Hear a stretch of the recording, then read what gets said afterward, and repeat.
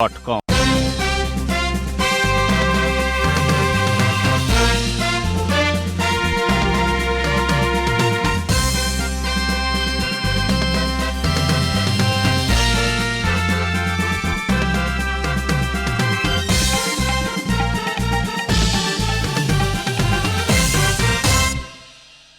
नमस्कार, राति 8 बजेको जनता समाचारमा स्वागत छ।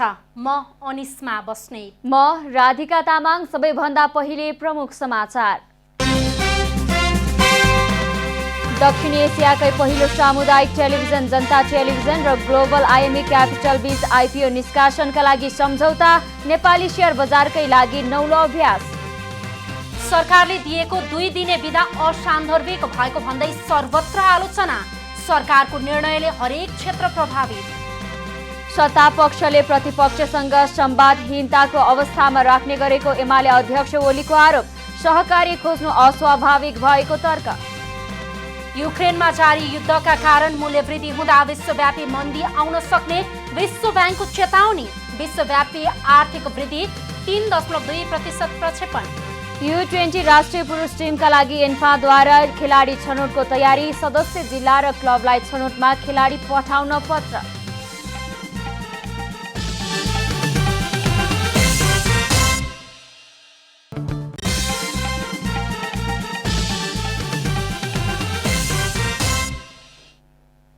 अब पूरा समाचार।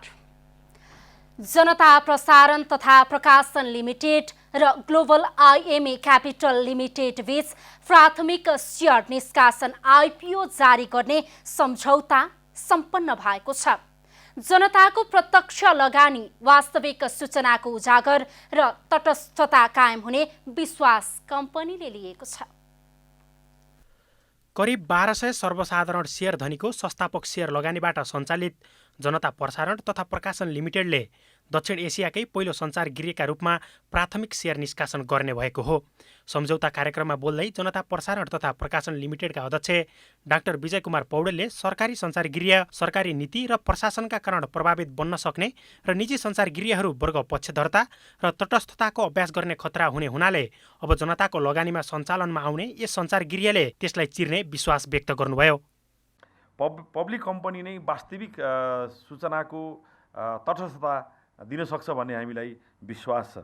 किनभने यसमा कुनै एक व्यक्ति र एक घरानाको अनुचित पकड रहँदैन भन्ने कुरा जगजाहेर छ। हाम्रो कम्पनीले आफ्नो हिसाब किताब वर्षेनी पारदर्शी ढङ्गले सार्वजनिक गर्नुपर्दछ। यो चाहिँ पब्लिक अडिट हुन्छ। त्यसो भएर यसमा सूचनाको साथसाथै व्यवसायको पनि पारदर्शिता रहन्छ। ग्लोबल आइएमई क्यापिटल लिमिटेडका प्रमुख कार्यकारी अधिकृत पारसमणि ढकालले पुँजी बजारमा विविध क्षेत्रका कम्पनीको संलग्नता बढ्नुले पुँजी बजारमा देखिने उतार चढावको समस्या हल गर्दै लैजाने बताउँदै सञ्चार गृहलाई पुँजी बजारसँग जोड्न पाउँदा खुसी लागेको बताउनुभयो। हजुरहरूले डेफिनेटली ग्लोबल आइएमई क्यापिटललाई चाहिँ विश्वास गरेर आज अपर्च्युनिटी प्रोभाइड गर्नुभएको छ। सार्वजनिक निष्कासनको लागि चाहिँ हामी सम्झौता गर्दैछौँ भनिसकेपछि नयाँ कम्पनीलाई हामीले फेरि पुँजी बजारमा चाहिँ भित्र्याउने कार्यमा थप एउटा पाइला चाहिँ ग्लोबल आइएमई क्यापिटलले नै चाल्न पायो। त्यस्तै जनता टेलिभिजनका समाचार प्रमुख टङ्क पन्तले दक्षिण एसियामा पहिलोपटक सञ्चारगृह शेयर निष्कासनमा जाने भएपछि अधिकांश क्षेत्रबाट शुभेच्छा प्रकट भएको बताउँदै सो अनुसार नै प्रभाव विस्तार हुँदै जाने विश्वास व्यक्त गर्नुभएको छ। दक्षिण एसियाकै सामुदायिक टेलिभिजन त्यसमा पनि 1200 भन्दा बढी शेयर धनीहरूको लगानी रहेको, यसलाई फेरि हामी शेयर निष्कासन जसरी आइपिओमा जाने प्रक्रियामा रहेका छौँ, त्यो प्रक्रियामा आफैमा खुसीको कुरा हो। हामीले यसलाई सफलतापूर्वक अगाडि बढाउने प्रतिबद्ध पनि छौँ।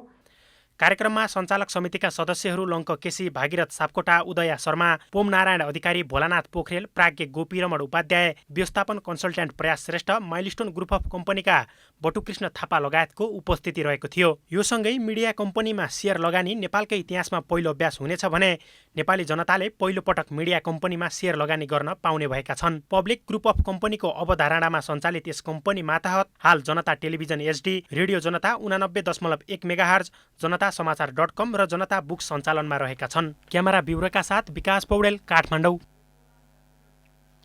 देशमा भएको आर्थिक सङ्कट कम गर्न सरकारले दिएको 2 दिने सार्वजनिक बिदा सान्दर्भिक नभएको भन्दै कतिपयले यसको आलोचना गर्दै आएका छन्। सरकारको निर्णय अनुसार सबै अस्पताल, शैक्षिक संस्था र कार्यालय शनिबार र आइतबार 2 दिन बिदा भएपछि धेरै क्षेत्र प्रभावित भएका छन्। सरकारले देशमा भएको खर्च कम गर्न 2 दिन सार्वजनिक बिदा दिने निर्णय गरेको थियो। आर्थिक सङ्कटबाट बच्न आइतबार पनि सरकारी बिदा दिने सरकारको निर्णयप्रति कतिपय निजी तथा सरकारी संस्थाले प्रभावकारी नहुने टिप्पणी गरेका छन्। सरकारले दिएको 2 दिन सार्वजनिक बिदाको असर शिक्षा र स्वास्थ्य क्षेत्रमा प्रत्यक्ष रूपमा परेको छ। सरकारले इन्धन बचतका लागि भन्दै जेठ 1 गतेदेखि शनिबार र आइतबार बिदा दिएपछि शिक्षा क्षेत्र मारमा परेको छ। सरकारको निर्णय प्रभावकारी नभएको भन्दै विभिन्न सङ्घ संस्थाले उक्त निर्णय फिर्ता गर्न माग गरेका छन्। सामुदायिक विद्यालय व्यवस्थापन समिति महासङ्घ नेपालले शैक्षिक क्षेत्रमा हप्तामा 2 दिन बिदा दिने निर्णय फिर्ता लिन नेपाल सरकारसँग माग गरेको छ।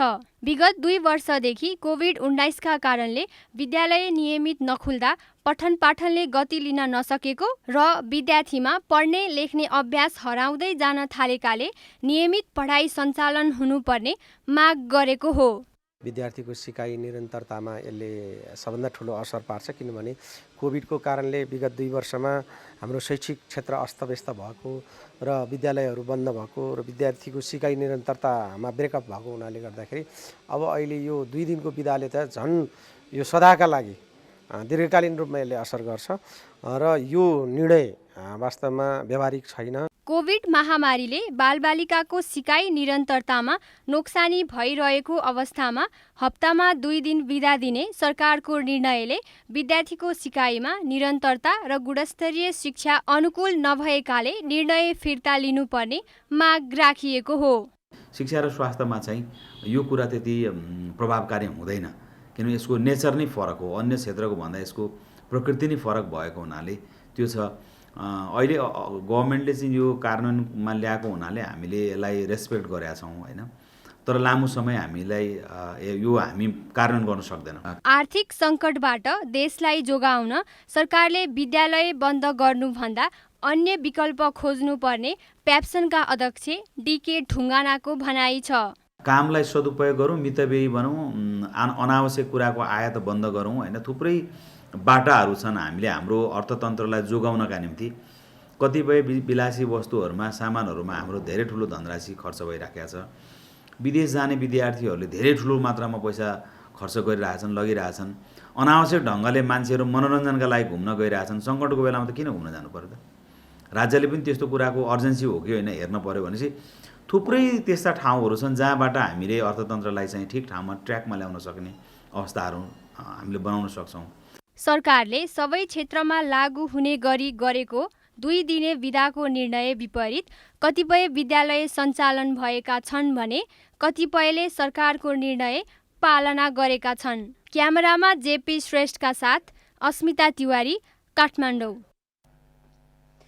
नेकपा एमालेका अध्यक्ष KP शर्मा ओलीले सत्तापक्षले प्रतिपक्षलाई आक्रामक प्रयोग गर्ने र संवादहीनताको अवस्थामा राख्ने गरेको तर नीति तथा कार्यक्रममा सहकार्य खोज्नु अस्वाभाविक भएको तर्क गर्नु भएको छ। आर्थिक वर्ष 79-80 को नीति तथा कार्यक्रममाथिको छलफलका क्रममा प्रमुख प्रतिपक्षी दल नेकपा एमालेका अध्यक्ष KP शर्मा ओलीले स्थानीय तह निर्वाचन जस्तो हुनुपर्थ्यो त्यसो हुन नपाएको र सत्तापक्षले राज्य शक्तिको आडमा बुथ कब्जा गर्दा प्रहरी प्रशासन समेत निरीह बनेको आरोप लगाउनु भएको छ। सबै सम्भव षड्यन्त्र, सबै हस्तक्षेप, राज्य सत्ता र संयन्त्रको चरम दुरुपयोग र भयपूर्ण त्रासदीपूर्ण वातावरणका बीच गठबन्धनले खटाएको उम्मेदवारलाई सरकारी उम्मेदवार जस्तो बनाएर भोट दिन आम जनतालाई बाध्य पार्ने काम हो। यति मात्रै होइन, मतगणना लगायत निर्वाचनका सबै चरणहरूमा समेत हदैसम्मको हस्तक्षेप र धाँधली कहीँ कतै बाँकी रहेन। 3 घण्टाको सम्बोधनमा उहाँले BRI अन्तर्गत प्राप्त हुने सहयोग उपभोगको पक्षमा हो होइन जिब्रो नचपाई स्पष्ट जवाफ दिनुपर्ने बताउनु भएको छ। उहाँले एक कदम अघि बढेर अन्तर्राष्ट्रिय मञ्चमा अनुकूलताको भनाइ राख्ने र अर्को पटक तटस्थताको अभ्यास गर्ने, अमेरिकी उपमन्त्रीलाई तिब्बती शिविरमा जान स्वीकृति दिने, दुई देशको भेटघाटमा न्यूनतम कूटनीतिक मर्यादा र प्रतिपक्षीसँग संवाद नगर्ने गरेको जिकिर गर्नुभएको छ। नीति तथा कार्यक्रममा भनिएका अधिकांश विषयहरू कस्ता छन् भने थप प्रभावकारी बनाउने, ठोस कार्ययोजना ल्याउने, सबल बनाउँदै लैजाने, देश र जनतालाई के फाइदा पुग्छ, के फाइदा पुर्याउने, कुन समस्या समाधान हुन्छ, त्यसबाट कुन अवसरको सदुपयोग हुन्छ, तत्काल, मध्यकाल र दीर्घकालमा त्यसको के असर हुन्छ, नीति कार्यक्रम बनाउँदा यता कुनै मतलब र बुझाइ भएको देखिँदैन। काङ्ग्रेसले अरूको नीति बोक्ने तर बोकेको नभन्ने, जसरी पनि सत्ता टिकाउने नीति र सरकारमा पुग्ने कार्यक्रम अवलम्बन गर्ने गरेको जिकिर गर्नुभयो। उहाँले भारत र नेपालले विकास गरेको संयुक्त ऊर्जा अवधारणालाई मात्रै ऊर्जा नीतिका रूपमा लिनुले नियन्त्रित ऊर्जा नीति कायम हुने आशंका व्यक्त गर्नुभयो। नेपाली उद्योगको विकास र नेपाली उपभोगको नीति अख्तियार गर्ने भनेर कार्यक्रम ल्याएपछि भन्सार छुटको नीति केसका लागि भन्ने प्रश्न गर्नुभएको छ। उद्योगलाई संरक्षण र प्रोत्साहन गर्न आवश्यक कच्चा पदार्थमा भन्सारमा छुट दिने नीति राष्ट्रहरूले अख्तियार गर्दै आएका छन्। उहाँले नेपालको नदी प्रणालीलाई समुद्रसँग जोड्ने अघिल्लो सरकारले नीति अख्तियार गरेको भए पनि अहिलेको नीति कार्यक्रम आन्तरिक नदी प्रणालीको व्यवस्थापनमा नै रुमलिने प्रकारको भएको बताउनुभयो। जनता टेलिभिजनका लागि विकास पौडेल, काठमाडौँ।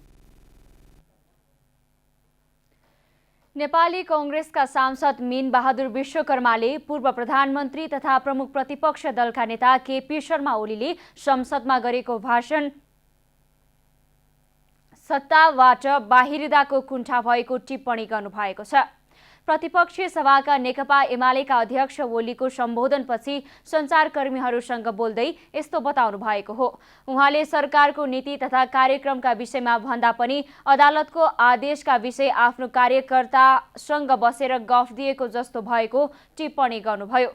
विश्वकर्माले ओलीले हुँदै नभएका कुरालाई उखान टुक्कासँग जोडेर गफ र कुण्ठा पोखेको बताउनुभयो। सत्ताबाट बाहिरिँदाका सबै आग्रह पूर्वाग्रह, अब कहाँको नीति तथा कार्यक्रम छ, कहाँ अदालतको आदेश छ, कहाँ अब त्यो हुँदै नभएका कुराहरूलाई पनि उहाँले जोडेर उखान टुक्कासँग जोडेर गरेका गफलाई र त्यो कुण्ठा अभिव्यक्त गरेका कुराहरूलाई लिएर हामीले त्यसलाई आधार बनाउन मिल्दैन। प्रमुख प्रतिपक्षी दलको नेताले गर्नुपर्ने भनेको नीति तथा कार्यक्रमको र बजेटको टिप्पणी त्यो गर्नुभएको छ।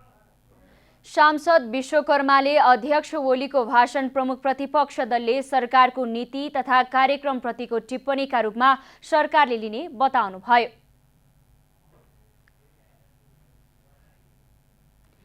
प्लास्टिक नेपाल फाउन्डेसनको आयोजनामा काठमाडौँ भ्रिकुटी मण्डपमा बिहिबारदेखि देशकै ठूलो प्लास्टिक मेला सुरु हुने भएको छ।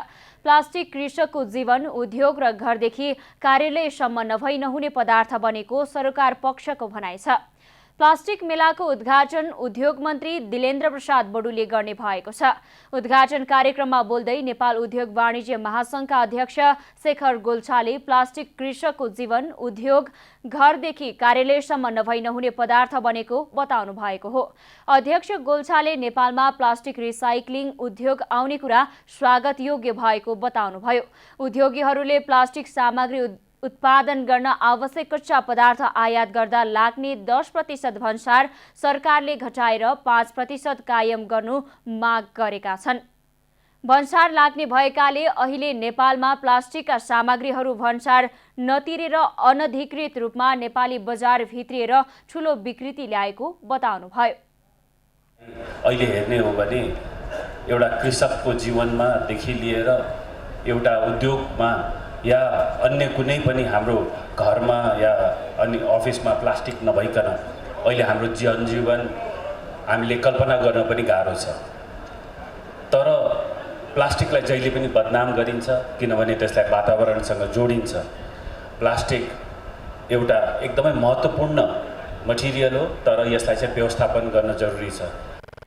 त्यस्तै नेपाल उद्योग परिसङ्घका अध्यक्ष विष्णुकुमार अग्रवालले निजी क्षेत्रको माग अनुसार सरकारले स्वदेशी उत्पादनको दशक घोषणा गरेको बताउनुभयो। उहाँले उद्योग परिसङ्घले अगाडि सारेका make in Nepal made in Nepal अभियानलाई सहयोग गर्ने घोषणा गर्नु मुलुकमा औद्योगिक वातावरण राम्रो बन्न सक्ने अवस्था बनेको बताउनुभयो। यो हामीहरूको मागलाई ध्यानमा राखेर स्वदेशी उत्पादन र उपभोगको दशकको घोषणा गरेको छ र साथै म मेक इन नेपाल जस्ता हाम्रो सिएनआईले लिएका अभियानलाई पनि प्रवर्धन गर्ने घोषणा गरेको छ। मेक इन नेपाल अन्तर्गत पनि हामीहरूले उद्योगलाई फस्टाउनको लागि 34वटा क्लियर एन्ड भेरी स्पेसिफिक इन्टरभेन्सन्सको कुरा गरेको छौँ। त्यस्तै नेपाल चेम्बर अफ कमर्सका अध्यक्ष राजेन्द्र मल्लले प्लास्टिक दैनिक जीवनमा निकै आवश्यक भएको बताउनुभयो। उहाँले जसरी आगो बिना चुलो बल्दैन त्यसरी नै अब प्लास्टिक जन्य सामग्री बिना हाम्रो व्यवहार नचल्ने भएको बताउनुभयो। मल्लले प्लास्टिकबाट उत्सर्जित फोहोरको वातावरणमा दीर्घकालीन असर पर्ने भएकोले रिसाइक्लिङ उद्योग स्थापना गर्न आवश्यक रहेकोमा जोड दिनुभयो।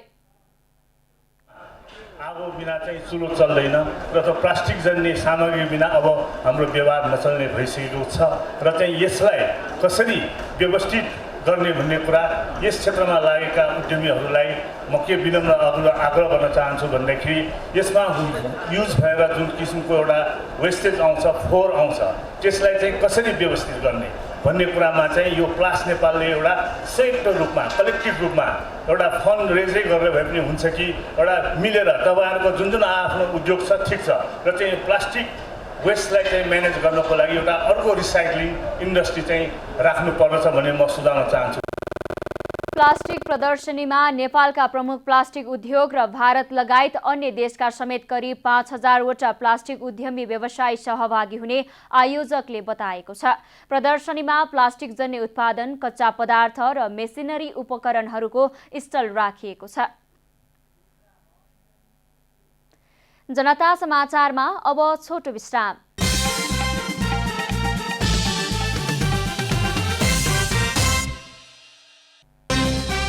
दक्षिण एसियाकै पहिलो सामुदायिक टेलिभिजन जनता टेलिभिजन र ग्लोबल आइएमई क्यापिटल बेच आइपिओ निष्कासनका लागि सम्झौता, नेपाली शेयर बजारकै लागि नौलो अभ्यास। सरकारले दिएको 2 दिने बिदा असान्दर्भिक भएको भन्दै सर्वत्र आलोचना, सरकारको निर्णयले हरेक क्षेत्र प्रभावित। सत्ता पक्षले प्रतिपक्षीसँग संवादहीनताको अवस्था राख्ने गरेको एमाले अध्यक्ष ओलीको आरोप, सहकार्य खोज्नु अस्वाभाविक भएको तर्क। युक्रेनमा जारी युद्धका कारण मूल्य वृद्धि हुँदा विश्वव्यापी मन्दी आउन सक्ने विश्व बैंकको चेतावनी, विश्वव्यापी आर्थिक वृद्धि 3.2% प्रक्षेपण। र अन्डर-20 राष्ट्रिय पुरुष टिमका लागि एन्फाद्वारा खेलाडी छनौटको तयारी, सदस्य जिल्ला र क्लबलाई छनौटमा खेलाडी पठाउन पत्र।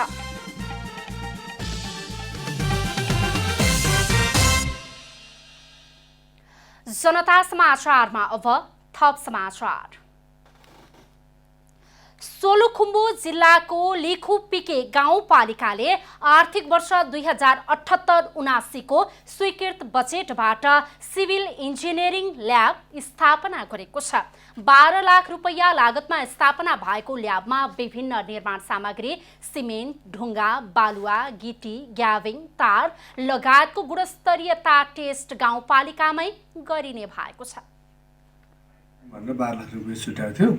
सोही अनुसार हामीले 12 लाखको ल्याब चाहिँ 12 लाखले पुग्ने भनेको अहिले सुरुलाई चाहिँ इनिसियल सुरुवात गरौँ यो चाहिँ भनेर ल्याब सुरु गरेका हौँ। यो ल्याबले चाहिँ खासमा हामीसँग धेरै थरीका बजेटमा पनि धेरै थरीका टेस्टहरू हुन सक्छन्। जस्तो हामी सिमेन्ट टेस्ट गर्छौँ हैन, हामी गिटी टेस्ट गर्छौँ, बालुवा टेस्ट गर्न सक्छौँ, अनि बनिसकेपछि ढलानको चाहिँ क्युबहरू टेस्ट गर्न सक्छौँ।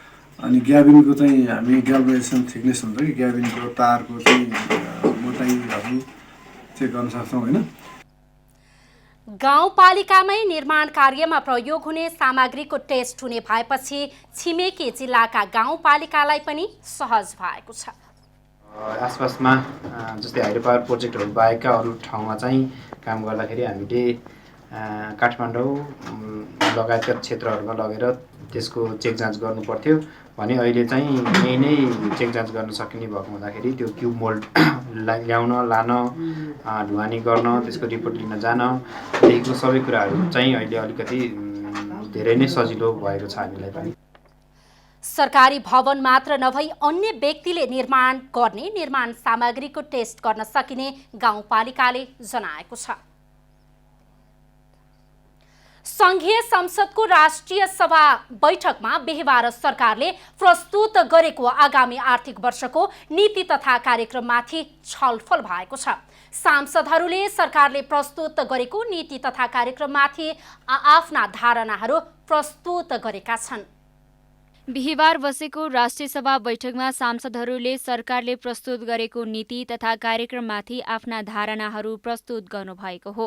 नीति तथा कार्यक्रममाथि धारणा राख्दै सांसद कमला पन्तले नीति तथा कार्यक्रमका अधिकांश कार्यक्रमहरू सकारात्मक भए पनि बजेटमा भने महँगी नियन्त्रण र महिला विकासका योजनाहरू थप स्पष्ट रूपमा आउन आवश्यक भएको बताउनुभयो। आधा हिस्साभन्दा बढी ओगटेका महिलाहरूको अहिले महिलामा ओडामा महिला विकास अधिकृतहरू ओडामा जन्म मृत्यु दर्ता गरेर बसेका छन्। ओडामा सही त्यो संस्था हो, एउटा सबभन्दा ठुलो संस्था भनेको ओडा पालिका हो। हाम्रो प्रत्यक्ष निर्वाचित सरकारले शासन चलाएको छ। त्यहाँ चाहिँ ओडैमा सही महिला विकास कार्यालय हुनु पर्यो। त्यस्तै राष्ट्रिय सभा सदस्य देवेन्द्र दाहालले नीति तथा कार्यक्रम झुटको सहारामा बनाइएको आरोप लगाउनुभयो। उहाँले नीति तथा कार्यक्रममा अघिल्लो सरकारले रेलका कुरा गर्दा खिल्ली उडाए पनि अहिले त्यसलाई प्राथमिकता दिएकोमा खुसी लागेको धारणा राख्नुभयो। यो नीति तथा कार्यक्रम दुईटा कुरा लाग्यो मलाई। एउटा झुटको सहारा लिएको छ, दोस्रो चाहिँ अलिअलि चिट चोर्न नजान्ने विद्यार्थीको उत्तर पुस्तिका जस्तो छ। किनभने चिट चोर्न खोजेको छ तर जान्दैन भने त फेल हुने त पक्कै छ। त्यसले गर्दा यो नीति तथा कार्यक्रम हेर्दा मलाई त्यस्तो लाग्छ। र पहिलो नम्बरमा मैले जुन कुराहरू उठाएँ, त्यस्तै राष्ट्रिय सभा सदस्य सुरेश कुमार आले मगरले नीति तथा कार्यक्रम सकारात्मक रहेको प्रतिक्रिया दिनुभयो। उहाँले उद्योग धन्दा र जडीबुटीको क्षेत्रलाई जोड दिनुपर्ने बताउनुभयो।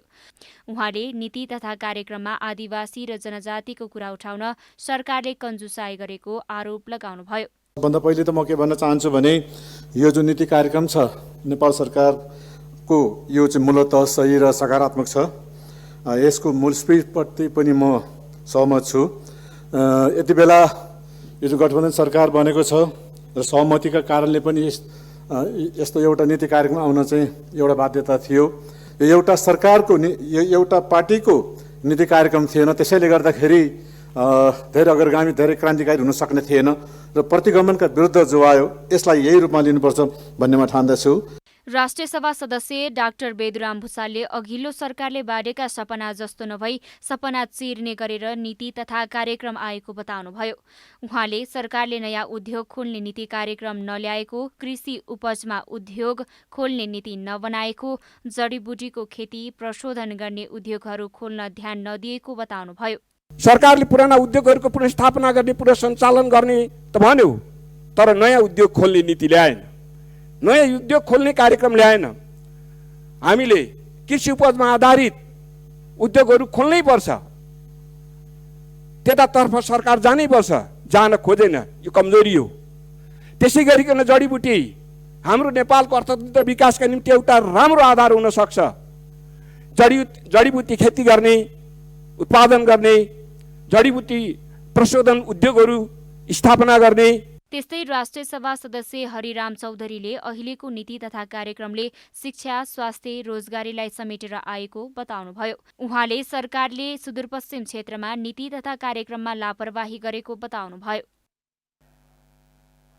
आगामी शैक्षिक सत्रमा पठन पाठनमा सहयोग होस् भन्ने उद्देश्यले बास नेपाल कञ्चनपुरले भीमदत्त नगरपालिका 4 का अभिभावक गुमाएका बालबालिकाहरूलाई आर्थिक सहयोग गरेको छ। कञ्चनपुरको भीमदत्त नगरपालिका वडा नम्बर 4 मा रहेका वादी समुदायका बालबालिकालाई बास नेपाल सङ्घ संस्थाले आगामी शैक्षिक सत्रमा पठन पाठनमा सहयोग होस् भनी आर्थिक सहयोग गरेको छ। लैङ्गिक हिंसा न्यूनीकरण तथा जोखिममा परेका बालबालिकाहरूका लागि काम गर्दै आएको यस संस्थाले वडा नम्बर 4 मा रहेका वादी समुदायका अभिभावक गुमाएका बालबालिकालाई आर्थिक सहयोग गरेको हो। सहयोग प्राप्त भएपछि आफूहरूलाई पठन पाठनमा सहयोग पुगेको भन्दै आफू अभिभावक विहीन भएकाले आगामी दिनमा समेत सहयोगको आशा र अपिल उनीहरूले गरेका छन्। दाइ भाउजूले नै मादल बनाएर गर्छन्, खर्च निकाल्छन् अनि बचपनदेखि उनले यसरी नै खर्च गरेर पाल्नु भएको छ। अनि बुवा आमा बितिहाल्नु भयो अनि फेरि सानैमा यहाँ आइहाले, फेरि दाइ भाउजूले नै पाले। आर्थिक अवस्था धेरै कमजोर छ। बास नेपालले जोखिममा परेका बालबालिकाहरूको लागि काम गर्दै आएको हुँदा अभिभावक गुमाएका बालबालिकालाई आगामी शैक्षिक सत्रको लागि कापी कलम लगायतका शैक्षिक सामग्री खरिद गर्न केही सहयोग होस् भन्ने उद्देश्यले आर्थिक सहयोग गरेको सामाजिक मनोविमर्शकर्ता सञ्जु नेपालीले बताउनुभयो। उहाँहरू चाहिँ दिनभरि एउटा 500 को लेबरी मजदुरी गरेर त्यो 500ले पनि उहाँलाई बिहान साँझ खान पुग्दैन। अनि त्यसैमा पनि छोराछोरीलाई कसरी पढाउने लेखाउने, फेरि उहाँहरूको आफ्नो बुवामा पनि हुनुहुन्न, उहाँले चाहिँ कसैले चाहिँ उहाँलाई सहारा दिएर चाहिँ पढाउने लेखाउने काम गरिराख्नु भएको छ। वडा नम्बर 4 का नवनिर्वाचित वडा अध्यक्ष सुशील भट्टले उक्त आर्थिक सहयोग बालबालिकाहरूलाई हस्तान्तरण गरेका हुन्। सहयोग हस्तान्तरण गर्दै अध्यक्ष सुशील भट्टले सङ्घ संस्थालाई धन्यवाद दिँदै आगामी दिनमा वडा कार्यालयले समेत असहाय बालबालिकाहरूका लागि सहयोग गर्ने प्रतिबद्धता जनाउनुभयो।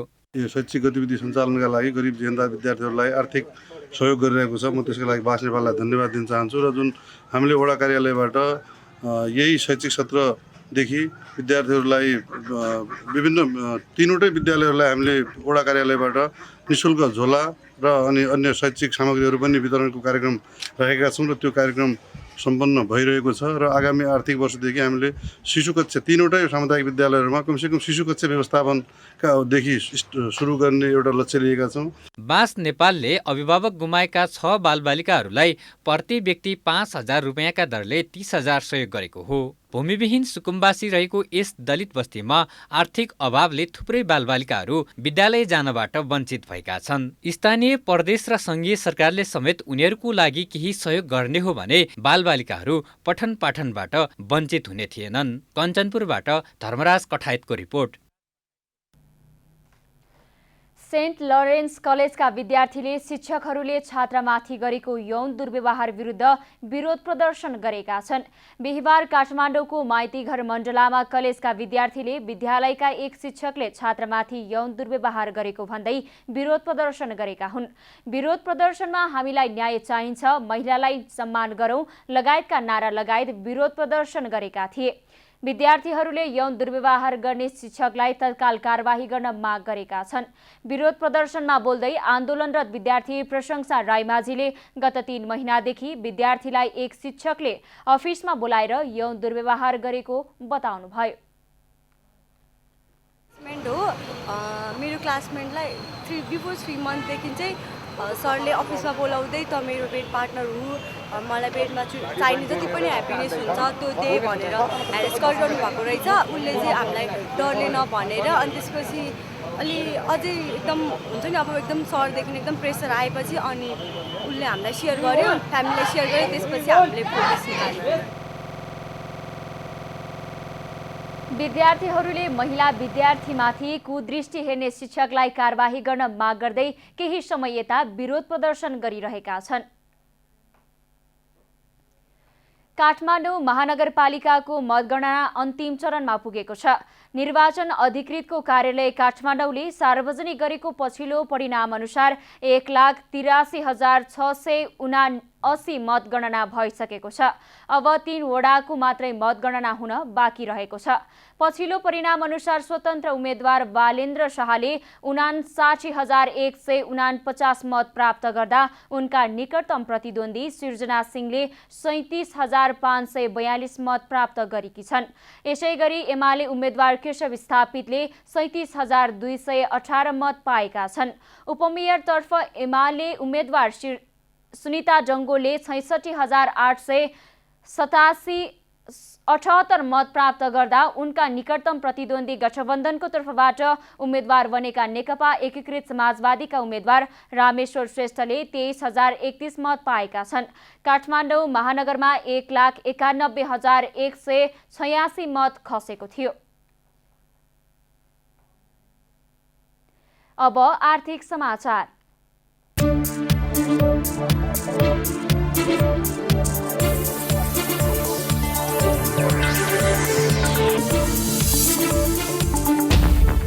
नेपाल विद्युत प्राधिकरणले काठमाडौँ उपत्यकाभित्रका ग्राहकहरूको लागि 24 घण्टा सञ्चालनमा रहने कल सेन्टर सञ्चालनमा ल्याएको छ। प्राधिकरणले ग्राहकहरूको सहजताका लागि विद्युत सेवा आपूर्ति सम्बन्धी गुनासो तथा सूचना एवं जानकारीहरू एकै स्थानबाट आदान प्रदान गर्न सकिने गरी प्रथम चरणमा काठमाडौँ उपत्यकाभित्रका ग्राहकहरूका लागि छुट्टै कल सेन्टर सञ्चालनमा ल्याएको जनाएको छ। प्राधिकरणले काठमाडौँ उपत्यकाभित्र विद्युत आपूर्ति सम्बन्धी कुनै समस्या सूचना तथा गुनासो भएमा विद्युत प्राधिकरणको हटलाइन 1150 फोन सम्पर्क गरी सेवाको लाभ लिन समेत अनुरोध गरेको छ। बीमा समितिले बीमा कम्पनीहरूलाई नयाँ कर्मचारी भर्ना गर्न रोक लगाएको छ। मर्जर तथा प्राप्तिको प्रक्रियामा गएका कम्पनीहरूलाई कर्मचारी नथप्न समितिले निर्देशन दिएको हो। बीमा समितिले हाल पुँजी वृद्धिको योजना अनुसार विभिन्न बीमा कम्पनीका अध्यक्ष र सिइओलाई बोलाएर मर्जरमा जान दबाब दिइरहेको छ। समितिले गत चैत 10 गते निर्जीवन बीमा कम्पनीहरूलाई 2 अर्ब 50 करोड रुपैयाँ र जीवन बीमा कम्पनीलाई 5 अर्ब रुपैयाँ आगामी असार मसान्तसम्म पुर्याउन निर्देशन दिइसकेको छ, जसमा अधिकांश कम्पनीहरूले मर्जर तथा प्राप्तिको विकल्प राखेको हुँदा कम्पनीलाई आर्थिक भार नथप्नको लागि नयाँ कर्मचारी भर्ना नगर्न समितिले भनेको हो। सरकारले आइतबार सार्वजनिक बिदा दिने निर्णय गरे पनि राहदानी विभागले सेवा प्रदान गर्ने भएको छ। विद्युतीय राहदानी सहज रूपमा उपलब्ध गराउन आइतबार पनि सेवा प्रदान गर्ने विभागले जनाएको हो। राहदानी विभागमा सेवाग्राहीको चाप उल्लेखनीय रूपमा बढिरहेकोले सार्वजनिक बिदाको दिन समेत राहदानी सेवा प्रदान गरी सेवाग्राहीहरूलाई सहज र सरल तवरले राहदानी उपलब्ध गराउने विभागले उल्लेख गरेको छ। विभागका अनुसार यही 2079 जेठ 15 गते आइतबारदेखि अर्को व्यवस्था नभएसम्म प्रत्येक हप्ताको आइतबार बिहान 10 बजेदेखि अपराह्न 4 बजेसम्म विभाग खुल्नेछ।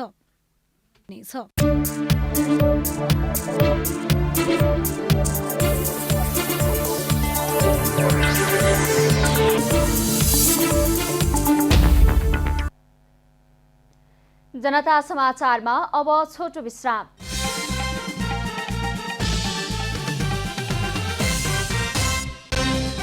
दक्षिण एसियाकै पहिलो सामुदायिक टेलिभिजन जनता टेलिभिजन र ग्लोबल आइएमई क्यापिटल बीच आइपिओ निष्कासनका लागि सम्झौता, नेपाली शेयर बजारकै लागि नौलो अभ्यास। सरकारले दिएको 2 दिने बिदा असान्दर्भिक भएको भन्दै सर्वत्र आलोचना, सरकारको निर्णयले हरेक क्षेत्र प्रभावित। सत्ता पक्षले प्रतिपक्षीसँग संवादहीनताको अवस्था राख्ने गरेको एमाले अध्यक्ष ओलीको आरोप, सहकार्य खोज्नु अस्वाभाविक भएको तर्क। युक्रेनमा जारी युद्धका कारण मूल्य वृद्धि हुँदा विश्वव्यापी मन्दी आउन सक्ने विश्व बैंकको चेतावनी, विश्वव्यापी आर्थिक वृद्धि 3.2% प्रक्षेपण। र अन्डर 20 राष्ट्रिय पुरुष टिमका लागि एन्फाद्वारा खेलाडी छनौटको तयारी, सदस्य जिल्ला र क्लबलाई छनौटका लागि पत्र।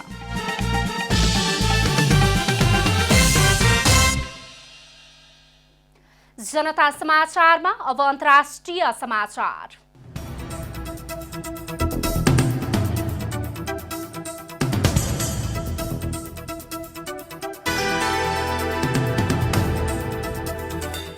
युक्रेनी सहर मारियोपोलमा 200वटा शव फेला परेको छ। एउटा भत्किएको भवनको भग्नावशेष निकाल्ने मजदुरले भवनको बेसमेन्टबाट करिब 200 शव फेला पारेको मारियोपोलका मेयरका सल्लाहकारले बताएका छन्। शवहरू सडिसकेको र छिमेकमा दुर्गन्ध फैलिएको मारियोपोलका मेयर पेट्रो एन्ड्रियुस चेन्कोले बताए। शव फेला परेको विवरण स्वतन्त्र रूपमा पुष्टि हुन सकेको छैन। रुसले आजोभ सागरको तटमा रहेको युक्रेनको प्रमुख बन्दरगाह सहर मारियोपोलमाथि आफ्नो नियन्त्रण रहेको दाबी गरेको छ। 24 फेब्रुअरीमा सुरु भएको आक्रमणपछि रुसले कब्जा गर्न सफल भएको एक मात्र सहर मारियोपोल हो। रुसी बम विस्फोटले मारियोपोल सहर क्षतविक्षत बनेको छ। एजोभस्टल स्टिल कारखाना युक्रेनी प्रतिरोधको अन्तिम स्थल बनेको थियो, तर त्यहाँको प्रतिरोध फौजले पनि अहिले आत्मसमर्पण गरेको छ। यसैबीच युक्रेनमा जारी रुसको आक्रमण अब युक्रेनका सहरका मुख्य सडकमा केन्द्रित भएको छ।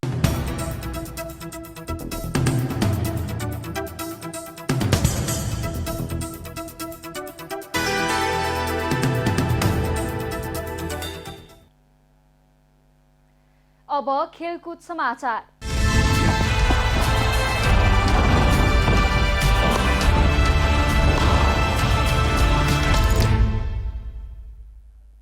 अखिल नेपाल फुटबल संघ एन्फाले अन्डर 20 राष्ट्रिय पुरुष टिमका लागि खेलाडी छनौट गर्ने भएको छ। एन्फाले साफ अन्डर 20 च्याम्पियनसिप र एएफसी अन्डर 20 एसियन कप छनौटका जेठ 20 देखि 24 गतेसम्म खेलाडी छनौट गर्ने भएको हो। एन्फाले सदस्य जिल्ला र क्लबलाई छनौटमा खेलाडी पठाउन पत्र पठाइसकेको छ। एन्फाले 2059 साल पुस 17 पछि जन्म भएका खेलाडीलाई मात्र छनौटमा सहभागी गराइने जनाएको छ। एन्फाले बिहिबार मेघराज केसीलाई नेपाली अन्डर 20 राष्ट्रिय फुटबल टोलीको मुख्य प्रशिक्षक नियुक्त गरेको छ। साफ अन्डर 20 च्याम्पियनसिप भारतमा आयोजना हुँदैछ। च्याम्पियनसिपमा आयोजक भारत, नेपाल, मालदिव, श्रीलङ्का र बङ्गलादेशको सहभागिता रहेको छ। च्याम्पियनसिपको उद्घाटन खेलमा नेपालले मालदिभ्सको सामना गर्नेछ। भुवनेश्वर स्थित कालिङ्का स्टेडियममा हुने उद्घाटन खेल जुलाई 25 मा हुनेछ। नेपालले दोस्रो खेलमा श्रीलङ्कासँग जुलाई 27 मा खेल्नेछ।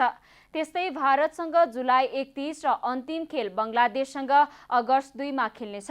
यस्तै एएफसी अन्डर 20 छनौटमा नेपाल समूह बी मा परेको छ। खेलाडी छनौटका लागि एन्फाले जिल्ला र क्लबलाई पत्र पठाइसकेको छ। अन्त्यमा आजको डायरी।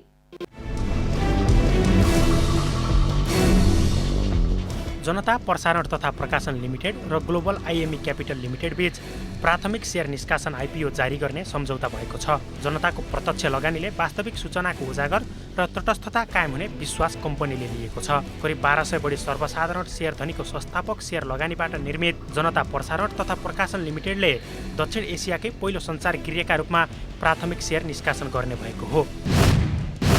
प्लास्टिक नेपाल फाउन्डेसनको आयोजनामा काठमाडौँको भिरकुटी मण्डपमा बिहिबारदेखि देशकै ठूलो प्लास्टिक मेला सुरु भएको छ। प्लास्टिक कृषकको जीवन, उद्योग र घरदेखि कार्यालयसम्म नभई नहुने पदार्थ बनेको सरोकार पक्षको भनाइ छ। नेकपा एमालेका अध्यक्ष केपी शर्मा ओलीले सत्ता पक्षले प्रतिपक्षीलाई आक्रामक प्रयोग गर्ने र संवादहीनताको अवस्थामा राख्ने गरेको तर नीति तथा कार्यक्रममा सहकार्य खोज्नु अस्वाभाविक भएको तर्क गर्नुभएको छ।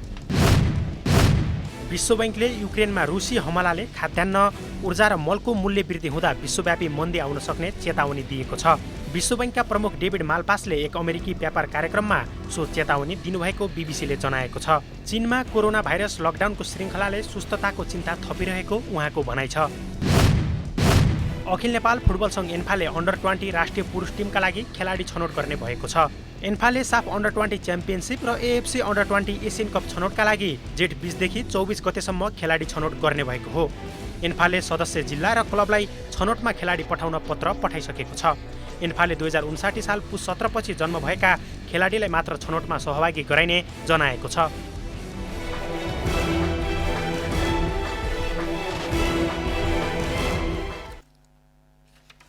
जनता समाचार अहिलेलाई यति नै। जनताद्वारा जनताका लागि प्रसारित जनता टेलिभिजनका कार्यक्रमहरू युट्युब, ट्विटर, फेसबुक र हाम्रो वेबसाइट जनतासमाचार.com मा पनि पढ्न र हेर्न सक्नुहुनेछ। नमस्कार।